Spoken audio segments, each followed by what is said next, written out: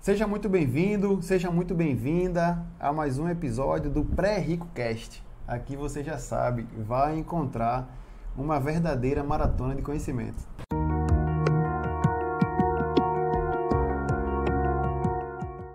Hoje eu estou com um amigo meu, Leonardo Rezende. Ele trabalha comigo também na aeronáutica e ele estudou sobre code, sobre comportamento pessoal. Hoje ele está desenvolvendo uma área de trabalho interpessoal. É isso, Rezende? Na verdade é um especialista em inteligência interpessoal. Inteligência interpessoal. E a gente vai conversar aqui, vai falar um pouco aqui sobre comportamento, sobre mentalidade, sobre hábitos, sobre a mudança que você pode fazer na sua vida, posturas que você pode tomar e tentar aí galgar um novo patamar que seja não só pessoal, mas que venha influenciar também diretamente na sua vida financeira. Vou deixar o Rezende falar um pouquinho aqui e a gente já começa no conteúdo. Então, Davidson, primeiramente, ao longo dos anos eu fui percebendo e algumas perguntas foram me intrigando, como a gente estuda matemática, a gente estuda inglês, a gente estuda português, a gente estuda até uma língua estrangeira, né? Dá tantas atenções a isso, e a gente estuda matemática porque a gente lida com números ao longo da nossa vida, estuda português porque a gente precisa escrever relatórios, a gente precisa se comunicar, mas uma coisa me intrigava, que era por que a gente não estuda o ser humano, que era justamente aquilo que mais está ao nosso redor, ou seja, a gente lida com os pais, lida com avós, gerações diferentes, pai com jovens, jovens com avós. No trabalho tem muito conflito de gerações. A gente entra em relacionamento, namoro, casamento, enfim. O filho também. Então, assim, me intrigava quem é que ensina a lidar com o ser humano? Quem é que lhe ensina a se relacionar? E aí eu escutava muito da minha mãe, a maior escola é a vida. E eu fiz, não, mas precisa de um professor, precisa ter alguém. E aí, estudando, eu fui ver que o Howard Gardner, pesquisador americano, que ele distribui a inteligência. Antigamente a inteligência era dividida em dois módulos só, achava que a inteligência só era a parte intelectual, que é de onde saiu o teste de QI. E aí o Howard Gardner ele distribui em 7 tipos de inteligência. E inteligência lógico-matemática, linguística, artística, e 2 delas é a inteligência interpessoal e intrapessoal. Interpessoal é aquela que você lida com as pessoas, e intrapessoal é aquela do você e você mesmo, o autoconhecimento, né? E aí me entregava muito porque o Sócrates ele falava 400 anos antes de Cristo do conhece-te a ti mesmo. E eu ficava, estamos em 2020, então temos aí 2.420 anos e ninguém ensina nas escolas a inteligência intrapessoal, né? Então eu vi um gap aí, eu já gostava de pessoas, então comecei a estudar e eu percebi que as pessoas, elas têm várias dores, né? No teu caso, principalmente as pessoas que querem começar a se organizar financeiramente, elas querem sair das dívidas e começar a juntar um patrimônio. Mas você precisa investigar a origem, a causa, a raiz da sua dor. Porque você vai tentar sair das dívidas e você começa no primeiro mês a poupar. E aí você não consegue. E aí tenta no segundo, também não consegue. Aí acha que é um fracassado, acaba desistindo. Porque você está olhando a dor na superfície. Você tem que ir mais a fundo, entender a origem da causa da dor. Se você não entender a origem da causa raiz, você nunca vai resolver o problema na origem. Isso significa que o problema vai perdurar. Um exemplo prático, você quer viajar para a Europa e aí você estabelece uma meta em 2020, eu quero viajar para a Europa, só que essa meta não acontece. Chegou no mês que você estipulou como meta, você não tinha dinheiro. E aí o que é que você faz no final do ano? No Réveillon de 2020 para 2021, você estabelece novas metas. O mais interessante seria parar, investigar o porquê que eu não consegui. Por que eu não tinha dinheiro? Eu não tinha dinheiro porque eu gastei compulsivamente. Eu não tinha dinheiro porque eu não me organizei através de uma planilha financeira. Se você não consegue controlar, saber para onde seu dinheiro está indo, você não sabe quanto sobra e muito menos você consegue poupar. Deixa eu fazer um comentário aí. Tem um cara que eu sigo chamado Thiago Brunet, não sei se tu conhece. Ele fala sobre buracos da alma. É um conceito que ele explica. Ele tem um livro chamado Inteligência para Pessoas, algo assim, não vou lembrar agora aqui. Mas ele fala sobre um comportamento que você acaba gastando no momento, quando você passou a ganhar mais, quando você conseguiu um salário maior e você quer fazer uma reposição de algo que machucou lá atrás, de algo tipo que você sofreu enquanto criança, não sei, algum trauma que você acaba criando um buraco e você quer tapar esse buraco com coisas físicas. E aí de onde vem algumas compulsões alimentares, compulsões por compra compulsiva. Isso tudo você quer preencher um buraco. Que buraco é esse que você quer preencher? Se você não for nesse buraco da alma, na origem da causa raiz, você só vai estar achando que está resolvendo superficialmente. Então você pode começar a juntar dinheiro por 2, 3 meses, mas daqui no 4º mês você vai perder tudo. O Roberto Kiyosaki, no livro dele, o livro Pai Rico Pai Pobre, ele fala sobre a corrida dos ratos. Que você acaba trabalhando mais para gastar mais, exatamente, para esse buraco da alma e ganhar mais e gastar mais. E não consegue criar um patrimônio porque você está aumentando a sua receita, mas ao mesmo tempo está aumentando os seus custos, os seus gastos, e aí a conta nunca vai ficar equilibrada. Então é justamente isso. Se você não for a fundo, você não vai resolver a causa raiz. Nesse exemplo que eu falei da Europa, você ganha muito mais se você parar e for investigar realmente a causa raiz. Você pode até pensar que você está gastando muito tempo, mas se você passar esse tempo, você vai estar investindo. E nos próximos anos, o valor daquilo que você vai colher é muito, muito maior. E tu adianta aí. Vê bem, essa viagem para a Europa e tal, eu sei que talvez para as pessoas que tenham um patamar financeiro confortável, talvez seja mais fácil, mais palpável de pensar. Mas tu acha que uma pessoa que ganha menos, sei lá, 2 salários mínimos, 3 salários mínimos, menos que eu digo assim, né? A média salarial hoje do brasileiro é de R$ 2.400, R$ 2.300. Tu acha que essa pessoa, através de um controle financeiro, como a gente falou aqui na planilha, com uma disciplina, com uma postura ideal, correta, ela consegue se planejar e também fazer essa viagem? Ou isso é distante, isso é para outra caixa social? Tem uma composição em relação a isso aí, mas assim, limitadora ou não? Não. As pessoas acabam criando essas próprias crenças, achando que não são dignas disso. E aí, isso é uma crença limitadora, que também impacta.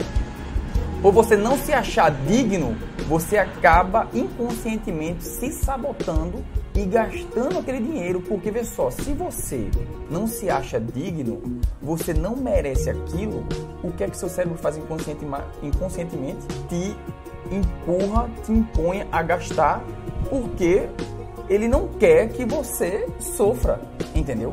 E aí o que acontece? Já que eu não sou digno e não posso viajar porque eu não mereço, se você não merece, o seu cérebro não quer isso pra você.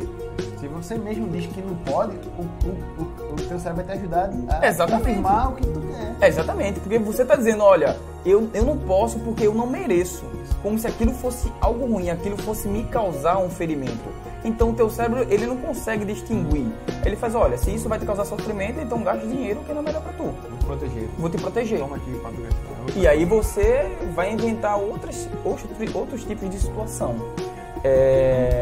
Então, entender a causa raiz, eu costumo dizer que as pessoas, a gente não foi educado, a gente simplesmente foi condicionado. Porque, por exemplo, quem é que educa a gente? Em que faculdade a gente se forma para poder formar nossos filhos? Entendeu? Não existe uma faculdade, não existe um curso. Então, o que é que a gente faz? Reaplica. Eu vou fazer com o meu filho aquilo que meus pais fizeram comigo. Se deu certo, eu vou repetir. E aí, algumas coisas a gente muda para dar um toque nosso. Vou aperfeiçoar, mas muda pequenos detalhes. Você definiu certo e errado e aplica com o seu filho. E o seu filho vai fazer isso com o filho dele e com o seu neto e por aí vai. Deixa eu fazer uma dele aqui. Tu conhece também o William? Aí tem um curso de crianças criativas. Eu comprei esse curso, assim, muito legal. Eu fiz o curso, assim, é disruptivo. Né? Na verdade, assim, ele te dá um outro aspecto para você trabalhar a educação legal, interessante. Mas só para que existe o curso, né? Estou propaganda aqui no Lugano, tu deve gostar muito dele. Mas assim, eu acho que foi justamente com esse ideal de trazer tentar padronizar ou tentar abrir um olhar para que exista essa demanda de você saber criar o seu filho, desde que você queira que ele seja criativo, que ele possa atender uma demanda interpessoal na sociedade. O Murilo, ele cita uma história bem interessante, que ele fala, eu vi uma vez ele falando que, e a gente foi investigar, né? A sala de aula, ela foi criada pelo exército prússio, que era justamente para combater o exército napoleônico francês. E aí foi quando ele criou a sala de aula para que todo mundo estivesse ali dentro, observando, aprendendo através de um detetor do conhecimento. E aí ele brinca até que se Napoleão ele voltasse no tempo, criasse uma máquina, ele voltasse hoje 2020, ele não ia entender um semáforo, não ia entender várias tecnologias, mas a sala de aula não, isso aqui eu conheço, porque permanece até hoje. Então a gente vai para a escola, é condicionado e volta. E aí você pergunta, mas por que eu tenho que ir? Aí o pai faz, olha, é bom para você.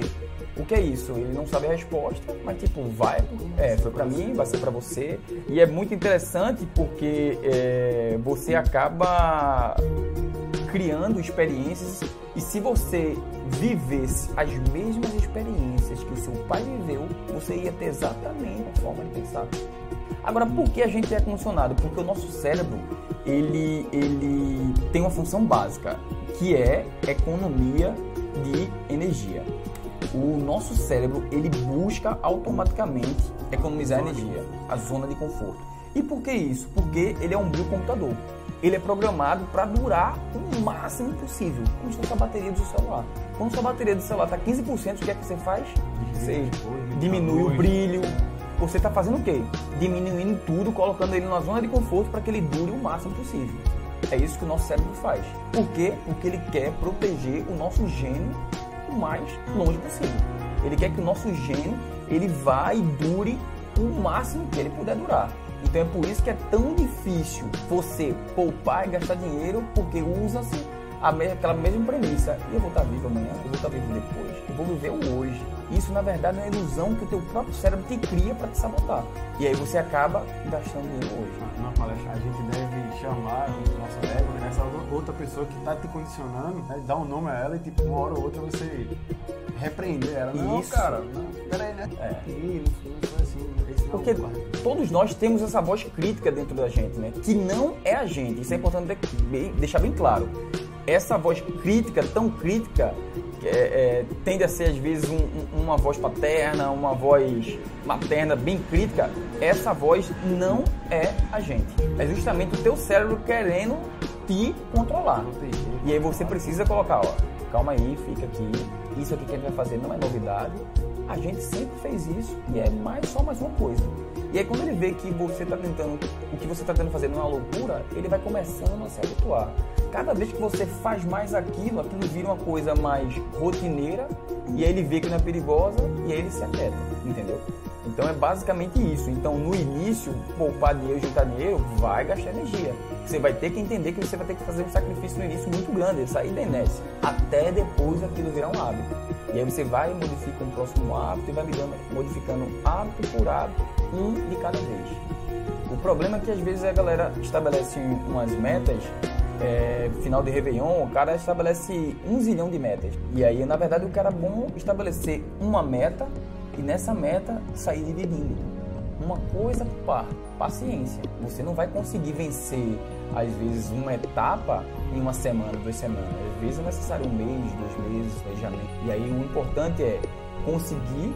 Show, o que é que me fez conseguir? Pensamento de cientista. Foi isso, aquilo outro. Não consegui. Vamos analisar e vamos estudar por que eu não consegui esse. E aí você corrige e reaplica de novo. Deu certo? Deu. Opa, não deu certo? De novo. O que é que pode estar errado? E sair investigando. É uma coisa que vai demandar um pouco de energia, de disciplina, organização? Vai. Mas em compensação você vai ter frutos. Então basicamente é isso. O cérebro vai tentar te manter na zona de conforto. É por isso que é muito complicado, é muito difícil você se levantar num dia chuvoso e ir para academia, ou você ficar em casa assistindo a série Netflix. Você teve um dia cansado, enorme cansado. Você está voltando para casa agora, escutando podcast, no trânsito, no engarrafamento. O que é que você faz? Não, hoje eu tive um dia cansado, estressante. Não, hoje eu mereço comer no fast food. Hoje eu mereço uma cerveja gelada. Hoje eu mereço... Seu cérebro vai te ludibriar de alguma forma para que você pense no prazer imediato. Essa é uma outra lei que eu chamo lei do longo prazo. Se você observar no nosso mundo, as melhores coisas, ela vem no investimento no longo prazo, só que as pessoas acabam optando pelo curto prazo, porque o cérebro está condicionado a buscar o prazer do hoje. É por isso que é tão difícil você se abdicar de um carnaval em prol de um objetivo que vai vir lá em dezembro. O cérebro, muito... Na prática, observe. Quando é que a gente estudava para as provas na escola? Na véspera. Porque a prova é no mês que vem. O teu cérebro, olha, peraí, tu vai gastar energia hoje estudando para uma prova que no próximo mês? Não, pô, vai estudar sério. Vai mexer na tua rede social, vai fazer alguma outra coisa, tem tempo. E aí você vai postergando. Quando chega na véspera, você estuda. Por que na véspera você estudou? Porque ali existia uma coisa. A dor de não estudar foi maior do que a simplesmente deixar para depois. Se você não deixa para depois, o que é que acontece? Se você deixa para depois, você posterga essa dor. Amanhã eu sofro. Mas quando chega hoje, só tem duas possibilidades. Ou você se ferra na prova, ou você estuda. Entre se ferrar na prova, o sofrimento é muito maior. Aí teu cérebro faz o quê? Opta pela menor dor. Então, se você que não tem hábito de poupar, decide do dia para o outro, eu vou poupar, entre poupar e gastar tudo, qual que dói menos? Gastar tudo. Agora, se você falar para o seu cérebro, olha, em vez de poupar R$2.000, eu vou poupar 1.000. Qual que dói menos? Pronto. Ancorou que só tem essas duas possibilidades. O teu cérebro vai escolher a que gasta menos energia, que é poupar 1.000. Deixa eu formar também. Enquanto a gente vai definir no longo prazo, a 10 de um orçamento acabou, né? Define cada unidade financeira, não dá para dizer quanto que seria agora. Mas a ideia é o seguinte: pensa como se você fosse demitido desse emprego, ou se sofrer sanção no seu trabalho e você passasse a receber 20 e agora você era obrigado com 80% do seu orçamento que você está habituado. E esses 20, colocando obrigado agora a não, você não vai ter mais esse excedente, você vai passar com 80% do que você vive hoje. Você vai ser pressionado a viver 80% que você vive hoje. Ou seja, o que é que vai acontecer? Você vai se enquadrar, você vai cortar de algum lugar, você vai diminuir despesa de algum jeito. Então a ideia é sinta essa dor agora, você impondo a dor a você mesmo do que a porra. Exatamente. E se, o ser humano é muito adaptável. Se você for demitido hoje, você amanhã já vai estar se virando, pensando, gastando energia em pensar para fazer alguma coisa. Por que você vai começar a gastar essa energia?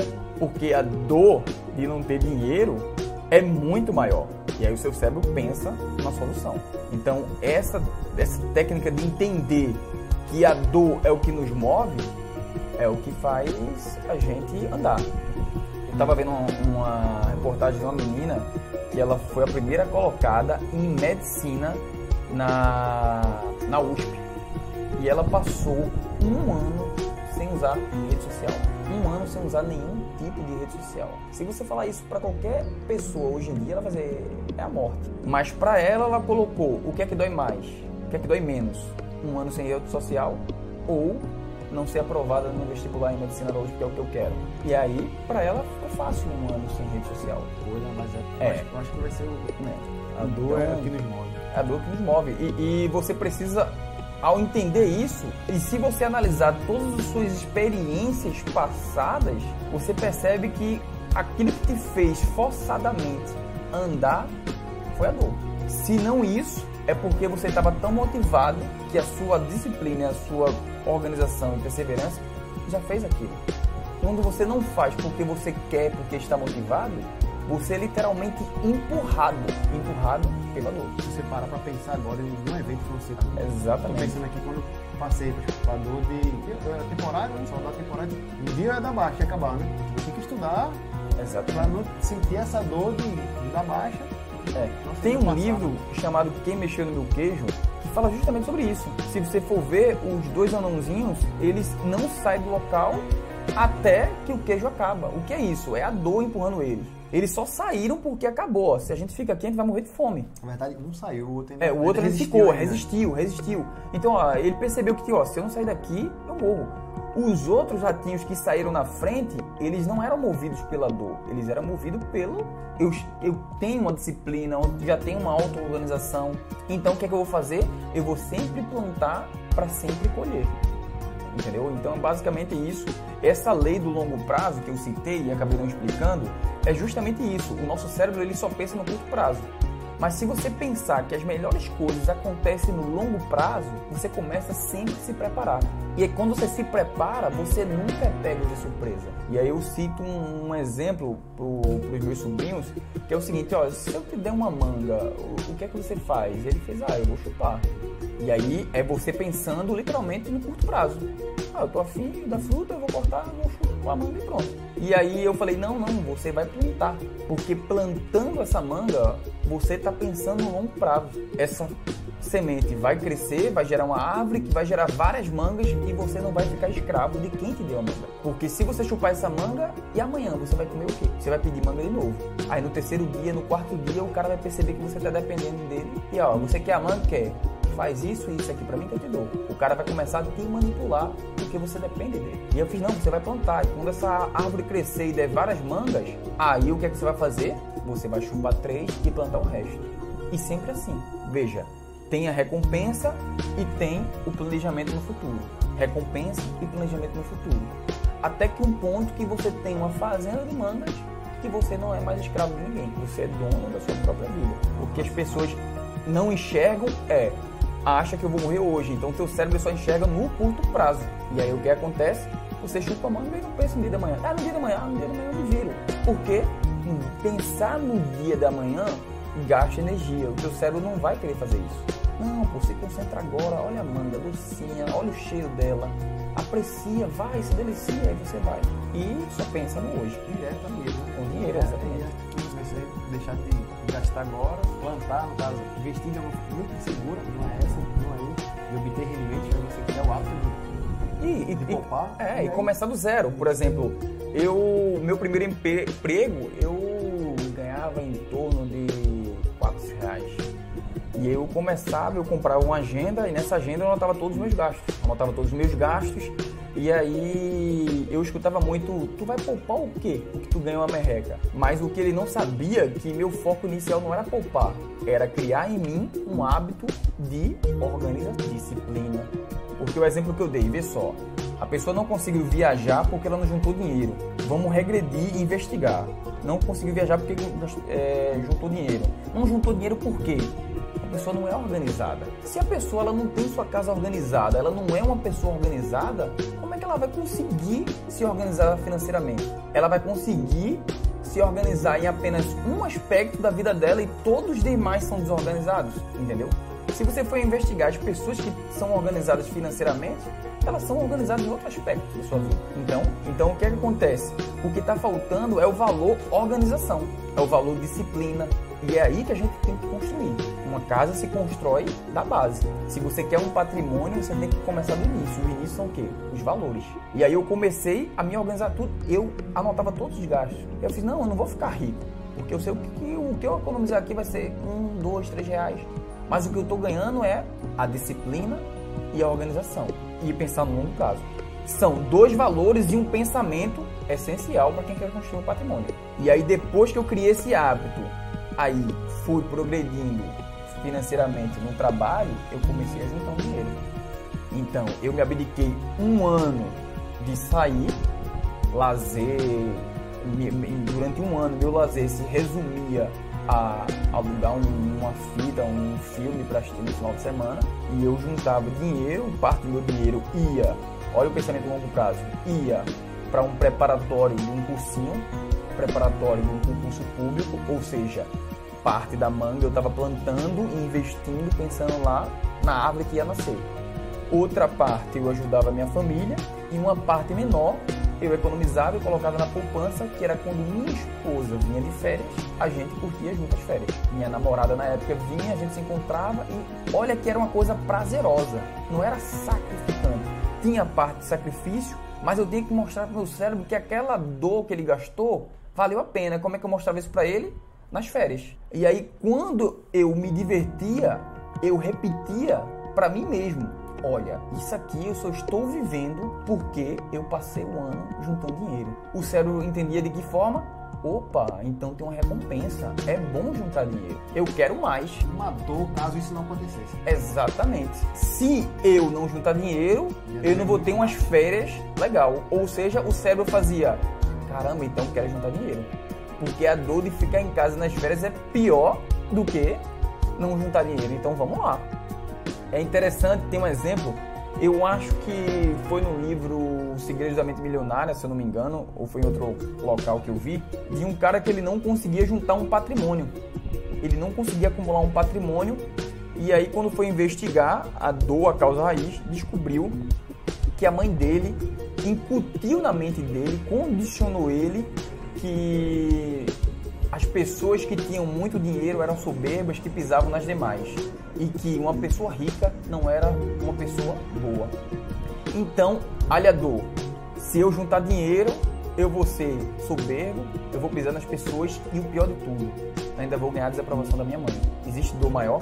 E aí ele não conseguia juntar um patrimônio. Como é que ele resolveu o problema? Ele comprou uma casa de praia para a mãe.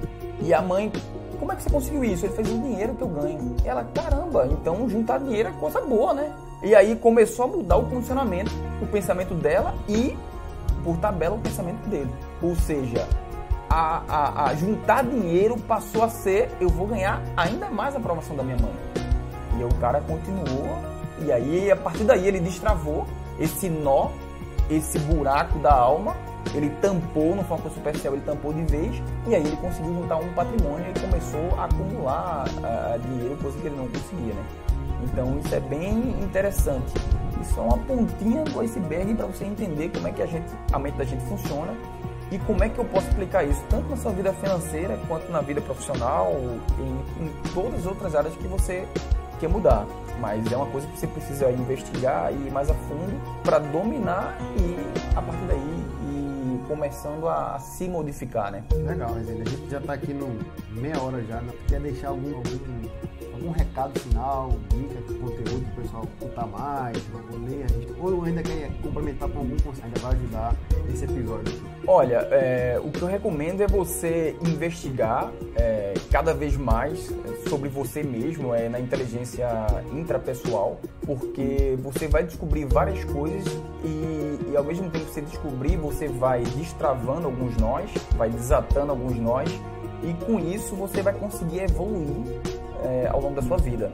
É triste você ver pessoas que passam 40, 50 anos cometendo os mesmos erros. Ele não consegue tal objetivo porque ele tenta uma estratégia A, esse objetivo não vem, e o que é que ele faz? Ele vai e repete a mesma estratégia e fica nesse ciclo vicioso. Não passei no concurso, volto para casa, não passei no concurso, volto para casa. E se ele parasse para investigar os porquês da vida dele, ele ia entender: será que a estratégia, o ambiente que eu estou estudando é adequado? Eu estou estudando para aquele concurso, para uma prova específica, para uma banca específica. E aí, quando ele começar a entender, ele vai ficando cada vez mais especialista, vai entendendo mais sobre ele, e com isso ele vai desatando alguns entraves, alguns condicionamentos que foram incutidos na mente dele e que ele não consegue determinadas coisas, porque esses pensamentos, essas crenças acabam o boicotando, acabam o sabotando, e isso o impede de avançar e de crescer como ser humano, crescer profissionalmente. Então a minha dica fica em investigar cada vez mais sobre a inteligência intrapessoal, estudar sobre você, autoconhecimento, para que você aí destrave esses condicionamentos e consiga evoluir como pessoa. Tá bom, Resende. Muito obrigado aí pela participação. Eu já te conhecia, né, da escola lá, como pessoa, depois eu fui pra palestra tua, eu percebi o valor do que você agregar pro meu público, né? Eu sei que tu tá num trabalho diferente hoje do que eu imaginava lá nas palestras, mas se o pessoal quiser falar contigo, algum contato, tá aberto a essa condição de falar ou querer, sei lá, contratar, ou no momento tá... No momento eu fechei para balança. Beleza. Minha ideia eu percebi, quando acontece que você enxerga essa inteligência, eu vi esse gap, e aí eu fui pro mercado. O mercado realmente tem uma necessidade disso. Mas o que eu percebi é que eu ainda estava no topo, na superfície ainda do iceberg. Então eu decidi fechar para balança e ir mergulhar a fundo mesmo e ver até onde esse iceberg vai. E aí espero um dia, depois de destravar isso, voltar isso para a humanidade, porque eu acho que é uma coisa que todo mundo deveria saber, conhecer, aprender mais. E esse gap aí que desde Sócrates até 2020 tem uns 2.420 anos aí de necessidade da humanidade. E quem sabe um dia, se Deus assim permitir, que eu não venha preencher esse buraco da alma da humanidade aí. Agradeço mais uma vez, você que ficou até aqui ao final, muito obrigado também pelo seu tempo. A gente se encontra na próxima sexta-feira em mais um episódio.